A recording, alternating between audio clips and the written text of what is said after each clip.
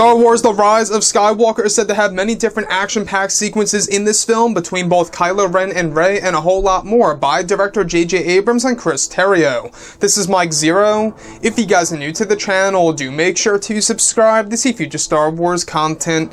Now, one thing about this film that I think a lot of people are really excited about is, of course, a legitimate lightsaber duel, something that we did not receive in The Last Jedi by director Rian Johnson that J.J. Abrams will be introducing to us, the fans, in Star Wars Episode 9 and taking it to the next level. Now, we do know that this film is going to have a lot of action-heavy sequences, both on land and in space, as well as the lightsaber duels between both Kylo Ren, Rey, and even the new villain. Now, these past couple of weeks or so, we've been learning a whole lot more about this film, and when it all comes down to one of the concept art descriptions, this is where things begin to get very exciting between both Kylo Ren and Rey and a whole lot more.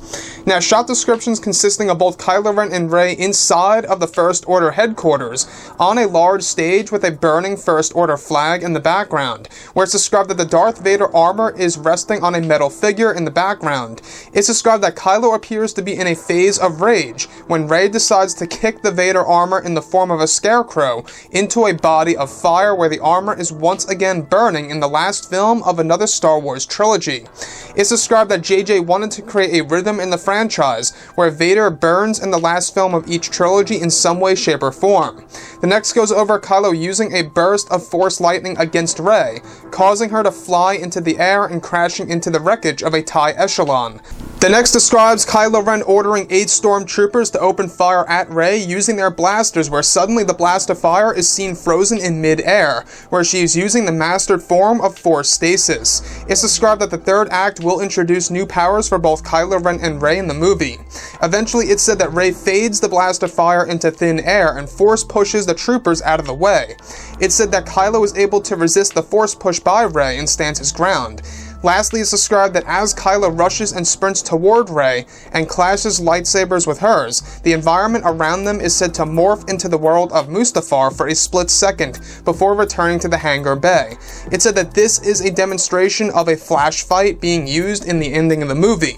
So I want to go over a couple of parts about this, especially the last piece that really does shock me and is very much something different that we have never seen before in a Star Wars film, particularly in a Star Wars lightsaber duel.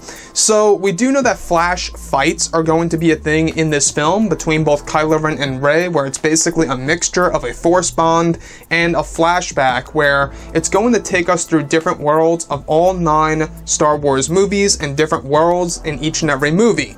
So that's the thing here. This would definitely explain as to why Disney and Lucasfilm wanted to film over at Mount Etna over in Italy, which by the way was the same exact filming location used for Revenge of the Sith for the planet of Mustafar, and it really did make one wonder, why would they have an interest in filming there? Now we can see as to why. So just a couple of days ago we went over the flash fights as well, how this whole entire sequence between both Kylo Ren and Rey also brought them to the worlds of Ahch-To as well as Naboo for a split second, as well as every time they clash their lightsabers they go to a different environment that we are all familiar with within the Skywalker saga. Now, the other clever thing that I do want to go over is how J.J. Abrams is creating this rhythm, this parallel, if you will, of Darth Vader burning in every Star Wars movie that counts as the last movie of a trilogy. So in the actual prequels in Revenge of the Sith, we have Anakin Skywalker. At the current time, he's Darth Vader, of course, but he is burning alive on Mustafar. Then at the very end of Return of the Jedi, we have Darth Vader himself inside of the armor burning away. And then now, we have the already burned armor of Darth Vader that was recovered from Kylo Ren in the Knights of Ren, that is actually pretty much built back together like a scarecrow of some kind standing up on the stage of the First Order, that is eventually kicked down by Rey and begins to burn away, giving us another moment in which Darth Vader burns in the last film of another Star Wars trilogy. Very clever by JJ, guys, I gotta say. I really do enjoy that parallel. I think that that is fascinating.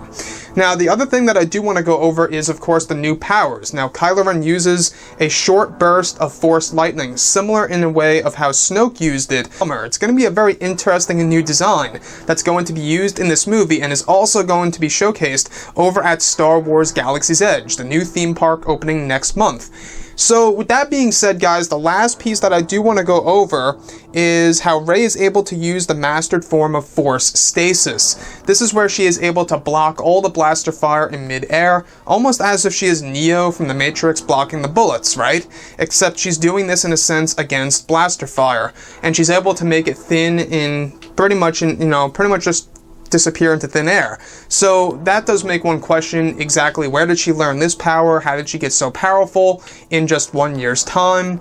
We do know that she borrowed some powers from Kylo Ren in that Force bond in the hut in The Last Jedi, if you guys read the novelization. So there's a lot to be told here, not just in the movie, but also in the Rise of Skywalker novelization, which most likely won't even drop until early 2020, which we're going to learn a lot more about the movie that won't be told in the actual film itself.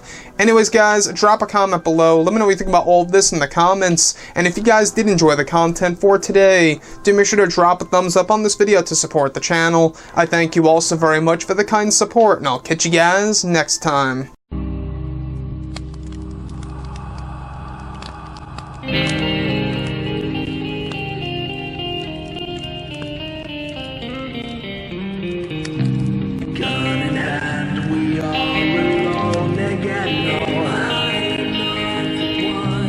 Night to moon, we hear them moans again.